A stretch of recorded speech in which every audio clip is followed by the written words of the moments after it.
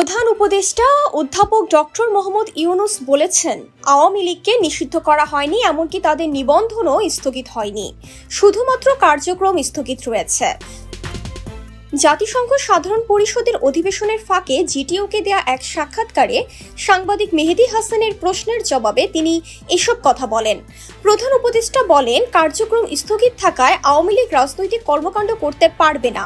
তারা একটি দল হিসেবে বৈধ থাকলেও কিছু সময়ের জন্য কার্যক্রম বন্ধ রয়েছে। যে কোনো সময় তাদের কার্যক্রম সচল করা হতে পারে। এক প্রশ্নের জবাবে তিনি বলেন, আওয়ামী লীগের নির্বাচনে অংশগ্রহণের বিষয়টি নির্বাচন কমিশনের এখতিয়ার। নির্বাচন কমিশনই বলতে পারবে কোন দল নির্বাচনে অংশ নিতে পারবে, কারণ তারাই নির্বাচন অনুষ্ঠান করছে। ডক্টর ইউনূস বলেন, আওয়ামী লীগের লাখ লাখ সমর্থক আছে, এটা আমি মানি না, তবে সমর্থক আছে। তারা সাধারণ ভোটারের মতো ভোট প্রদান করতে পারবে, তবে সেখানে শুধু আওয়ামী লীগের প্রতীক থাকবে না।